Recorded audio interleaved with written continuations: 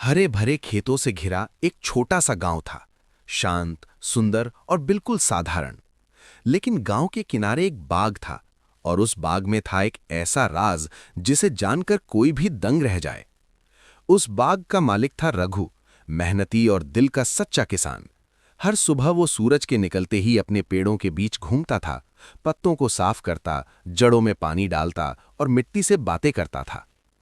एक दिन रघु अपने पेड़ों की जांच कर रहा था कि अचानक उसकी नजर एक पेड़ पर पड़ते ही रुक गई। उस पेड़ की सबसे ऊंची टहनी पर लटक रहा था एक बड़ा लाल पीला सा सेब, मगर उसका आकार इंसानी पैर जैसा था। रघु को अपनी आंखों पर यकीन नहीं हुआ। वो धीरे धीरे सीढ़ी लगाकर ऊपर चढ़ा। पास जाकर देखा तो उस फल में 5 साफ साफ उंगलियां थीं, बिल्कुल असली पैर की तरह। रघु बोला, हे भगवान, ये कैसा फल है? ऐसा तो मैंने कभी नहीं देखा। डरते डरते उसने हाथ बढ़ाया, फल छुआ, लेकिन वो बिल्कुल सामान्य सेब जैसा ही था, नरम, मीठा, हल्की चमक वाला। अगली सुबह रघु वो फल लेकर गांव के चौक पहुंचा, और जैसे ही लोगों ने उसे देखा, पूरा गांव जमा हो गया। किसी ने डरकर कहा, ये तो कोई जादुई चीज है।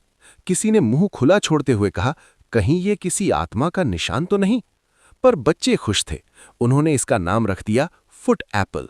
कुछ लोग हंसे, कुछ डर गए और कुछ हैरान रह गए, लेकिन सभी की नजर उस अजीब फल से हट नहीं रही थी।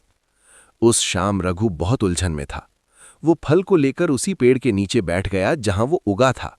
हवा हल्की चल रही थी, पत्ते फड़फड़ा रहे थे, और तभी रघु ने ऐसा सुना जैसे पेड़ फुसफुसा रहा हो, मैं प्रकृति का पेड़ हूं, और ये फल सिर्फ एक मेहनती दिल के लिए है। ये जिस घर जाएगा वहां खुशहाली आएगी। ये थकान मिटाएगा और इंसान को मजबूती देगा। रघु चौंक गया। उसे अब समझ आ गया था कि ये कोई साधारण फल नहीं था। गांव में सबसे मेहनती और दयालु व्यक्ति था रामू काका, जो उम्र दराज थे, चलने में तकलीफ रहती थी, फिर भी सबसे पहले उठकर दूसरों की मदद करते थे। अगली सुबह रघु फल लेकर उनके घर गया। काका ने मुस्कुराते हुए कहा, अरे बेटा, ये क्या नई चीज लाया है?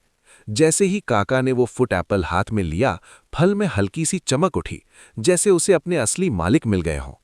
काका ने एक कौर खाया, और कुछ ही पलों में उनके चेहरे पर एक अजीब सी राहत दिखाई देने लगी। उनके पैरों का दर्द घट गया था, उनकी कमजोरी गायब हो गई थी। लगता था जैसे उन्हें नई जान मिल गई हो। गांव वाले ये देखकर दंग रह गए। लोगों को अब यकीन हो गया कि प्रकृति का ये विशेष फल मेहनत का इनाम है। उस दिन से पेड़ पर हर साल कुछ ही फुट एप्पल उगने लगे, लेकिन हर बार फल उसी व्यक्ति के घर जाता था जो पूरे साल गांव की भलाई